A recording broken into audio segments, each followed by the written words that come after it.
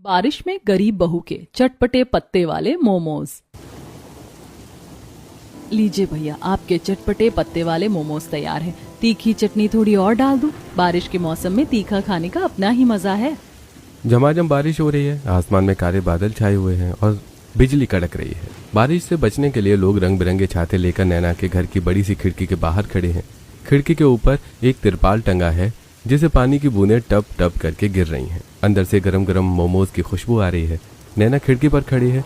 वो एक पत्ते पर गर्मा गर्म चटपटे मोमोज ग्राहकों को दे रही है। अरे वाह नैना जी, इस बारिश के मौसम में आपके इन गर्मा गर्म चटपटे पत्ते वाले मोमोज खाकर तो मजा ही आ गया। अरे बिल्कुल सही कहा यार, मैंने तो शहर के बड़े बड़े रेस्टोरेंट में मोमोज खाए हैं, लेकिन वो जो स्वाद इनके मोमोज में है वो कहीं नहीं है। और इनके मोमोज सर्व करने का तरीका बहुत ही यूनिक है। ये लोग प्लेट की जगह ताजे पत्तों में मोमोज देते हैं। आखिर नैना मोमोज को पत्तों में क्यों देती है और वो इतनी बारिश में अपने घर की खिड़की से चटपटे पत्ते वाले मोमोज क्यों बेच रही है, ये जानने के लिए चलिए कहानी में थोड़ा पीछे चलते हैं। अरे आप थोड़ा जल्दी कीजिए ना, आज वीकेंड है, दुकान पर ग्राहकों की लाइन लगी होगी। आपको दुकान जाने का मन नहीं है क्या? चल तो रहा हूँ, अब इंसान बाथरूम भी नहीं जाएगा क्या? और वैसे भी मैं दुकान नहीं गया तो तुम मुझे चैन से जीने थोड़े दोगे? अच्छा जी, ऐसे बोल रहे हैं जैसे रोज मैं आपको जबरदस्ती दुकान भेजती हूँ। मुझे पता है दुकान जाए बिना तो आपका भी मन नहीं लगता है। अरे तुम दोनों एक दूसरे की टांग खींच चुके हो तो जाकर दुकान खोलो। दुकान में कस्टमर इंतजार कर रहे होंगे। भैया भाभी, माँ बिल्कुल सही कह रही है, दुकान खोलने का टाइम हो गया, आप दोनों जाकर दुकान खोल लीजिए। समीर और नैना दोनों अपनी दुकान पर जाकर दुकान खोलते हैं। दोनों की फास्ट फूड की दुकान थी। दुकान में ग्राहकों की काफी भीड़ थी। चाउमीन, रोल्स, मोमोज और चिकन की महक फैली हुई थी। नैना खाना पका रही थी और समीर काउंटर पर खड़ा था। दुकान में बहुत चहल पहल है और हर कोई खुश है और धंधा जोरों पर चल रहा है। अरे भैया, एक प्लेट हाफ चाउमीन दे दीजिए जल्दी से। अरे और भाभी जी, मुझे तो आपके हाथों के वो स्पेशल मोमोज चाहिए, एकदम चटपटे वाले। जी भैया, अभी लीजिए, आप हमारे रेगुलर कस्टमर हैं, आपको निराश थोड़ी करेंगे। नैना फटाफट से मोमोज स्टीम करके अर्जुन को दे देती है। नैना और समीर हर दिन ऐसे ही गुजारते थे। दुकान पूरी तरह ग्राहकों से भरी हुई थी। कुछ परिवार अपने बच्चों के साथ खाना खा रहे थे। नैना किचन में मोमोज की चटनी के लिए एक तड़का तैयार कर रही थी।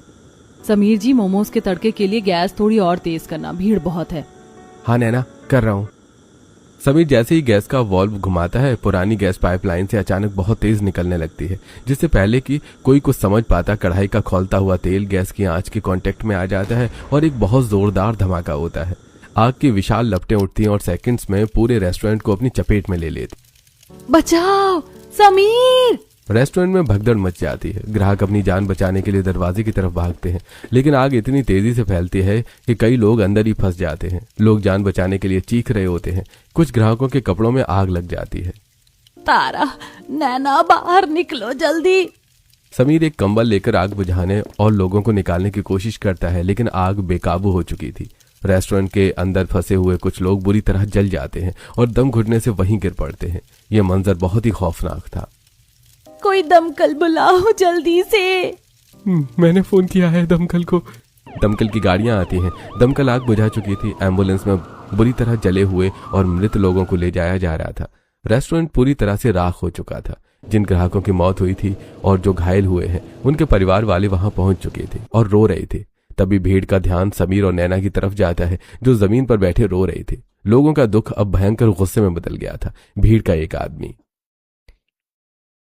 अरे यही है वो कातिल। इनकी दुकान के घटिया सिलेंडर और लापरवाही की वजह से मेरा जवान बेटा जिंदा जल गया। मारो सालों को। अरे मेरी पत्नी आईसीयू में है, इनके लालच ने कितनों की जान ले ली, अब इन्हें जिंदा मत छोड़ो। पूरी भीड़ समीर, नैना और उनके परिवार पर टूट पड़ती है। लोग समीर को बुरी तरह से पीटने लगते हैं।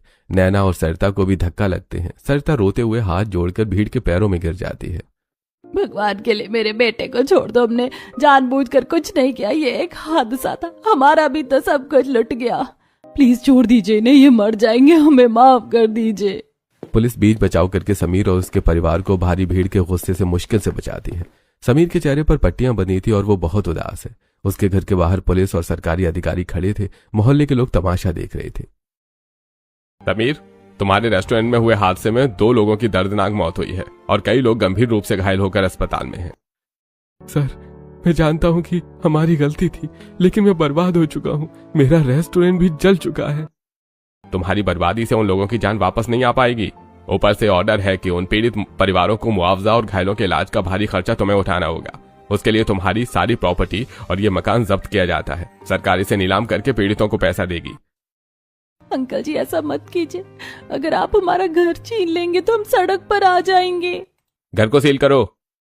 समीर, नैना, सरिता और तारा को उनके ही घर से बाहर निकाल दिया जाता है। दरवाजे पर सरकारी ताला लग जाता है। वो लोग अपने हाथों में बस कपड़ों की एक एक गठरी लिए रोते हुए सड़क पर आ जाते हैं।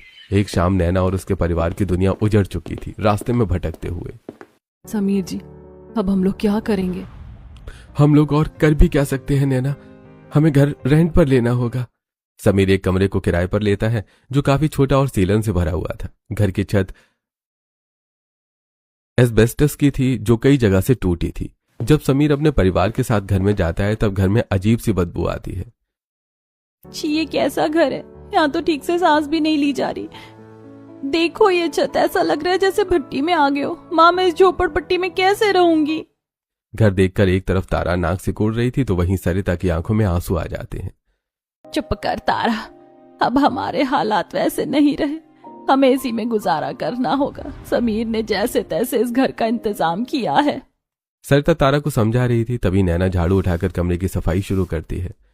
तारा, बुरा वक्त बताकर नहीं आता, हम सब मिलकर हिम्मत रखेंगे तो ये वक्त भी कट जाएगा। आप बस अपना सामान एक किनारे रख दीजिए। नैना घर की साफ सफाई करती है। समीर होटल से खाना खरीद कर लाता है और सभी खाना खाकर सो जाते हैं। रात में अचानक मौसम बहुत खराब हो जाता है। तेज हवाओं के साथ भयंकर बारिश शुरू हो जाती है। एस्बेस्टस की छत पर बारिश की बूंदें तड़ तड़ तड़ करके गिर रही थीं, जैसे पत्थर बरस रहे हों। बारिश की आवाज सुनकर तारा अपने कान बंद कर लेती है।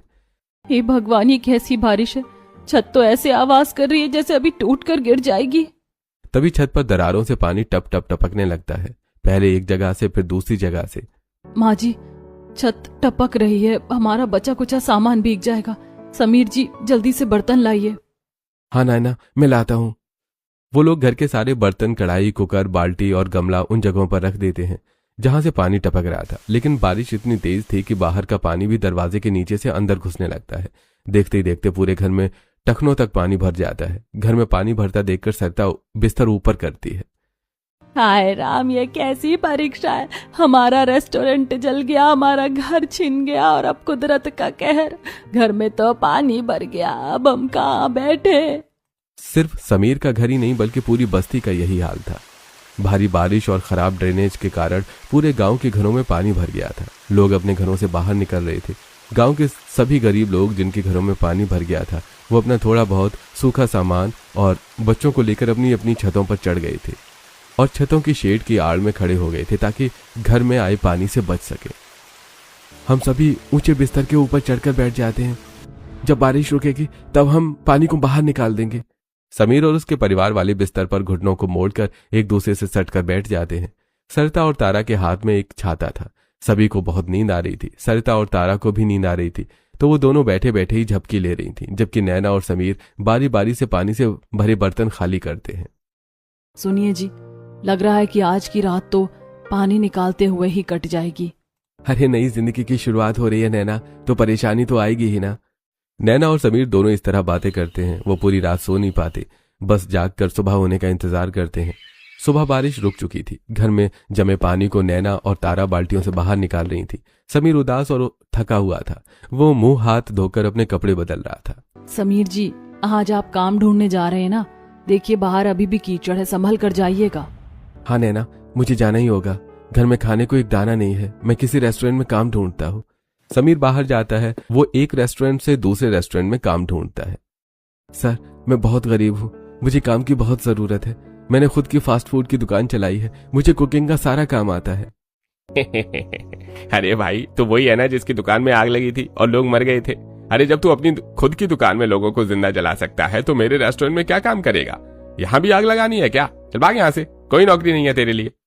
समीर एक के बाद एक कई जगह पर जाता है लेकिन हर कोई उसे यही ताना मारता है।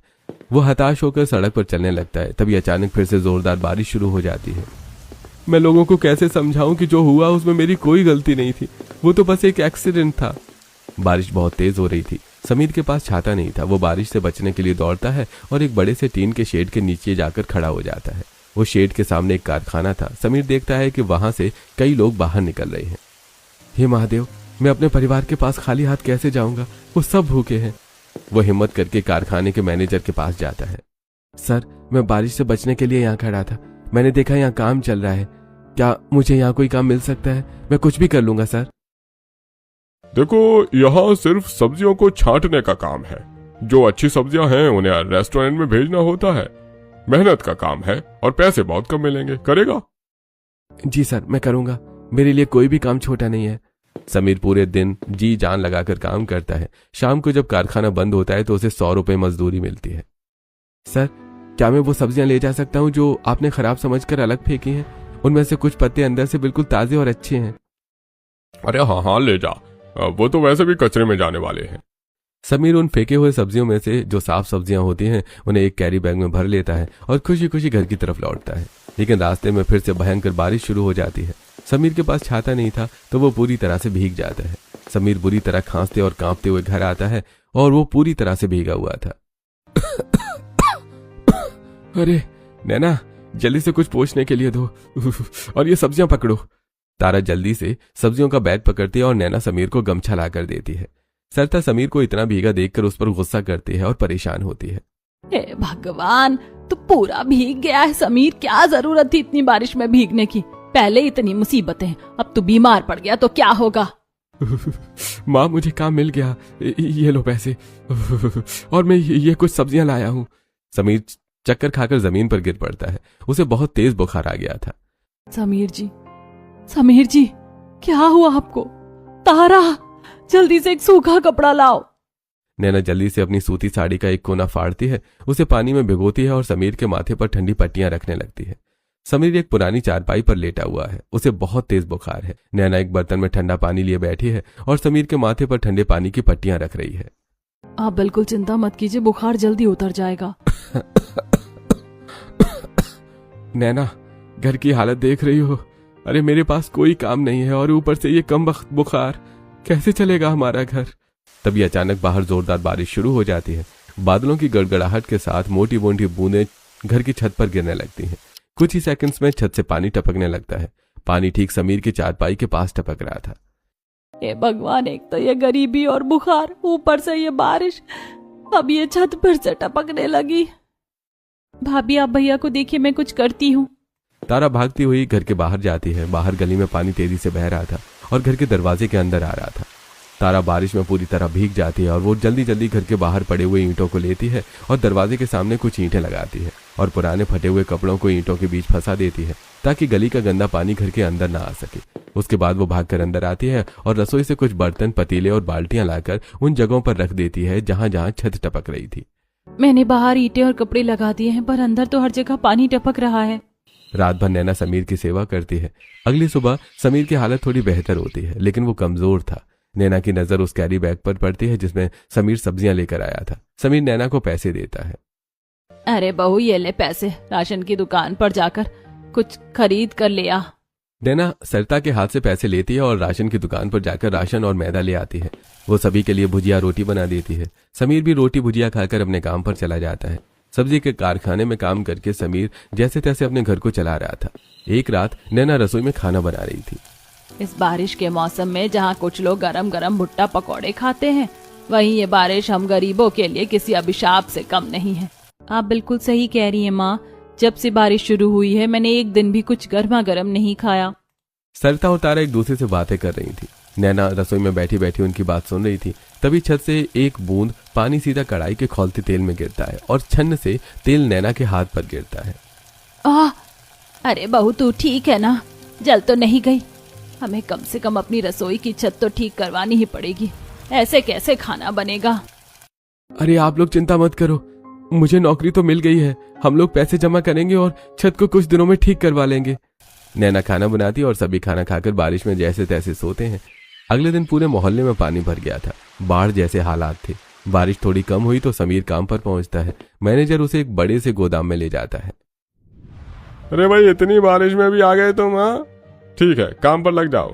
देखो, तुम्हें सब्जियों को अलग अलग छांटना है। जो अच्छी है उन्हें अंदर भेजो और जो खराब है उन्हें डस्टबिन में डालो।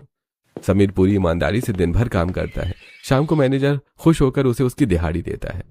लो भाई आज के तुम्हारी काम की मजदूरी। और हाँ, ये जो बेकार दाग वाली सब्जियां तुमने छाटी हैं, अगर ये तुम्हें चाहिए तो तुम अपने घर ले जा सकते हो। जी सर, बहुत बहुत शुक्रिया। समीर एक कैरी बैग में वो सब्जियां पत्ता गोभी गाजर टमाटर लेकर घर आता है। घर में सास बहू और नंद बैठी थी। तभी अचानक फिर से मूसलाधार बारिश शुरू हो जाती है। जल्दी से ये कपड़े हटा के रख देती हूँ वरना सब भीग जाएंगे। सरता और तारा कपड़े साइड करती हैं। नैना ने पहले ही खाना बना लिया था तो वो सभी को खाना देती है और सभी खाना खाकर आराम करते हैं। अगले दिन समीर फिर से काम पर चला जाता है और उसके जाने के बाद बारिश शुरू हो जाती है। नैना, बहुत अच्छा हुआ बारिश समीर के काम पर जाने के बाद शुरू हुई। अब तो वो पहुंच गया होगा। नैना सरता की बात सुन रही थी, तभी अचानक उसका ध्यान रसोई की तरफ जाता है। माँ जी देखिए, मैदे में पानी गिरकर मैदा खराब हो रहा है। भाभी एक बात बोलूं क्या? बाहर इतनी तेज बारिश हो रही है, मेरा तो मोमोज खाने का बड़ा मन कर रहा है। काश आपके हाथों के चटपटे मोमोज होते। अगर हमारी दुकान होती ना तो अभी तक मैं दुकान जाकर मोमोज खा भी चुकी होती।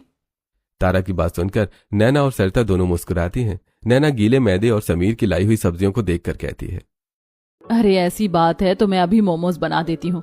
मैदा तो गीला हो ही गया है, उसे गूंथ लेते हैं और इन सब्जियों से मोमोज बनाते हैं। नैना बहुत ही बारीक तरीके से पत्ता गोभी गाजर और प्याज काट रही थी। तारा एक बर्तन में सोयाबीन भिगो रही है। सरता गीले मैदे को अच्छे से गूंथकर छोटी छोटी लोइयां बेल रही थी। नैना सब्जियों में चटपटे मसाले डालकर मिलाती है और उन्हें भरकर मोमोज का सुंदर शेप देती है। मोमोज तैयार करने के बाद नैना मोमोज की चटनी बनाती है। मोमोज तो बन गए तारा, अब मैं तीखी लाल मिर्च और लहसुन वाली चटनी बनाती हूँ। हाँ अभी जल्दी कीजिए, मुझसे तो रुका ही नहीं जा रहा। मोमोज स्टीम होने लगते हैं। बारिश की ठंडी हवाओं के साथ मोमोज और लहसुन की तीखी चटनी की खुशबू घर की खुली खिड़की से बाहर गली में फैलने लगती है। बाहर बारिश से बचने के लिए कुछ लोग नैना के घर के बाहर छज्जे के नीचे खड़े थे। खुशबू उनके नाक तक पहुंचती है। अरे वाह भाई, इनके घर से कितनी अच्छी टेस्टी मोमोज की खुशबू आ रही है। मुझे तो बड़ी तेज भूख लग रही है। भाभी देखिए ना, ये जो लोग बाहर खड़े हैं, इन्हें हमारी मोमोज की खुशबू से भूख लग गई। बेचारे ललचा रहे हैं। अरे खुशबू तो अच्छी लग रही है यार। ऐसे बारिश के मौसम में गर्मा गर्म चटपटे मोमोज मिल जाते तो मजा आ जाता। अगर ये लोग बेचते हैं तो मैं ही खरीद लेता। तारा बाहर खड़े लोगों की बातें सुनकर नैना को बताती है। नैना जब उसकी बातें सुनती है तब वो हिम्मत करके खिड़की खोलती है। सुनिए भैया, क्या आप लोगों को मोमोज खाने हैं? अगर आपको मोमोज खाने हैं तो मैं आप लोगों को दे सकती हूँ। ये 50 रुपए की प्लेट है। हाँ बहन जी, क्यों नहीं, मुझे दे दीजिए ना। अरे हाँ बहन जी, मुझे भी चाहिए। आप एक काम कीजिए, 2 प्लेट मोमोज दे दीजिए। ये लीजिए पैसे। नैना मोमोज के पैसे अंदर लेकर आती है, लेकिन मोमोज देने के लिए उनके पास कोई बर्तन नहीं था, जिसे देखकर नैना परेशान हो जाती है। अरे तारा, प्लेट तो है ही नहीं। घर में सारे बर्तन तो पानी रोकने के लिए लगा रखे हैं। अब मैं मोमोज दूं किसमें? नैना की बात सुनकर तारा के दिमाग में एक आइडिया आता है। भाभी आप टेंशन मत लो, हमारे घर के पीछे केले के पत्तों का बागान है ना, मैं एक काम करती हूँ, पत्ते तोड़कर लाती हूँ। तारा चाकू और छाता लेकर तेज बारिश में पीछे जाती है और केले के हरे भरे पत्ते काट कर लाती है। वो उन्हें धोकर छोटे टुकड़ों में काटती है और दोने बना लेती है। नैना उन पत्तों पर गर्मा गर्म मोमोज और तीखी चटनी डालकर खिड़की से ग्राहकों को पत्ते वाला चटपटा मोमोज देती है। माँ जी, मैंने लोगों को मोमोज बेच तो दिए हैं, लेकिन मुझे समझ नहीं आ रहा कि इन्हें मेरे मोमोज पसंद आएंगे भी या नहीं। बहू, तेरे हाथ के मोमोज लाजवाब होते हैं तो इतनी चिंता क्यों कर रही है? बाहर मूसलाधार बारिश हो रही थी। लोग रंग बिरंगे छाते खोलकर खड़े हैं। कुछ लोग बिना छाते के हैं जो दूसरों के छाते के नीचे घुसे हैं। सबके एक हाथ में केले के हरे पत्ते का दोना है, जिस पर से सफेद मोमोज की भाप उड़ रही है। ठंडी बारिश की बूंदें गिर रही हैं और लोग सी करते हुए तीखे मोमोज खा रहे हैं। ये नजारा बहुत अद्भुत है। अरे वाह, क्या यूनिक तरीका है सर्व करने का। भाई पत्तों में चटपटी गर्मा गर्म मोमोज, आहा, मजा आ गया। हाँ भैया, प्लास्टिक के प्लेट्स यूज करने से वातावरण को भी नुकसान पहुंचता है, इसीलिए मैं पत्तों में मोमोज देती हूँ। रवि और ऋतिक को मोमोज खाता देखकर शेड के नीचे और भी लोग आ जाते हैं और मोमोज मांगते हैं। देखते ही देखते घर के सारे मोमोज बिक जाते हैं। समीर काम से लौट कर आता है। घर में सन्नाटा था, लेकिन मोमोज की महक अभी भी है। वो टेबल पर रखे 10, 20 और 50 के नोट देखता है। तारा, नैना और सरता मिलकर पैसे गिन रही थी। अरे इतने सारे पैसे, ये कहां से आए? अरे भैया देखिए, हमारी भाभी ने घर बैठे बैठे मोमोज बेच दिए। क्या बोल रही हो तुम? मोमोज बेच दिए? अरे बेटा, बारिश के पानी की वजह से मैदा भीग गया था तो बहू ने सोचा मोमोज बना देती हूँ। अब मोमोज की खुशबू से बाहर खड़े लोगों को भूख लग गई तो बहू ने सोचा क्यों ना इसे बेच दें। तो बेचते बेचते हमारे सारे मोमोज बिक गए और हमें तो खाने के लिए एक पीस भी नहीं मिला। अरे नैना, ये तो बड़ा अच्छा बिजनेस है। अगर तुम्हें ये बिजनेस चलाने का मन है तो ऐसे ही करो, मुझे कोई दिक्कत नहीं है। अगले दिन सुबह फिर बारिश होने लगती है। बहू देख, सुबह से बारिश हो रही है, जल्दी से मोमोज बना ले, आज फिर बेचेंगे। नैना मोमोज बना देती है। तारा बाहर जाकर आवाज लगाती है, हम अपने घर से चटपटे मोमोज बेचते हैं, क्या आपको खाना है? लोग आते हैं। कुछ लोग छाता लेकर आए थे तो कुछ नैना के घर के शेड के नीचे बारिश से बचने के लिए खड़े थे। लीजिए भैया, आपके चटपटे पत्ते वाले मोमोज तैयार है। तीखी चटनी थोड़ी और डाल दूं? बारिश के मौसम में तीखा खाने का अपना ही मजा है। अरे वाह नैना जी, इस बारिश के मौसम में आपके इन गर्मा गर्म चटपटे पत्ते वाले मोमोज खाकर तो मजा ही आ गया। अरे बिल्कुल सही कहा यार, मैंने तो शहर के बड़े बड़े रेस्टोरेंट में मोमोज खाए हैं, लेकिन जो स्वाद इनके मोमोज में है वो कहीं नहीं है। और इनका मोमोज सर्व करने का तरीका बहुत ही यूनिक है। ये लोग प्लेट की जगह ताजे पत्तों में मोमोज देते हैं। बारिश हल्की होती है, लोग मोमोज खाकर चले जाते हैं। लेकिन कुछ दिन बाद एक दिन भी बारिश नहीं होती। नैना मायूस होकर खिड़की से बाहर देखते हुए कहती है, आज बारिश नहीं हुई तो लोग भी नहीं आए, मोमोज बच गए। रुकिए भाभी, मैं कुछ करती हूँ। तारा एक पत्ते पर बड़ा बड़ा लिखती है गर्मा गर्म चटपटे पत्ते वाले मोमोज और उसे घर के बाहर टांग देती है, जिसे पढ़कर कुछ लोग आ जाते हैं और मोमोज खाते हैं। लेकिन बारिश की वजह से मोमोज की जैसी बिक्री पहले हुई थी वैसी नहीं होती। रात में जब समीर घर आता है तब, क्या बात है नैना, आज बिक्री नहीं हुई है क्या? नहीं जी, आज तो बिक्री ठीक से हुई नहीं, काफी सारे मोमोज तो बच गए हैं। नैना, जब हमारे मोमोज लोग खा रहे हैं और पसंद कर रहे हैं तो क्यों ना हम लोग एक ठेला लगा लें? चौराहे पर लगाएंगे तो बहुत लोग आएंगे और जो मोमोज बच गए हैं उसे हम लोग खा लेते हैं। हाँ बेटा, आइडिया तो अच्छा है। वैसे भी मोमोज बेचकर जो पैसे की कमाई हुई है वो हमारे पास है। सब्जियां तो वैसे भी तेरे कारखाने से ही आ जाती थी मुफ्त में, तो काफी पैसे तो बचे हैं जिससे हम लोग एक ठेला खरीद सकते हैं। अरे नैना, तुम परेशान मत हो, मैं कल सुबह ही एक ठेला खरीद कर ले आऊंगा। चलो अभी हम मोमोज खाते हैं, बहुत भूख लगी है। समीर की बातें सुनकर नैना खुश हो जाती है। पूरा परिवार बैठकर पत्तों वाला चटपटिया टेस्टी मोमोज खाता है। अगले दिन समीर एक सुंदर सा ठेला खरीद कर ले आता है। तारा और समीर मिलकर ठेले को सजा देते हैं। फिर नैना ठेले में मोमोज सजाकर चौराहे पर जाकर अपना ठेला लगाती है। रवि अपने दोस्तों के साथ नैना के ठेले पर जाता है। अरे वाह, आपने खिड़की छोड़कर अपना ठेला शुरू कर दिया। जी, आप सभी को मेरे हाथ के मोमोज पसंद आ रहे थे तो मैंने सोचा कि ठेला लगा लेती हूँ।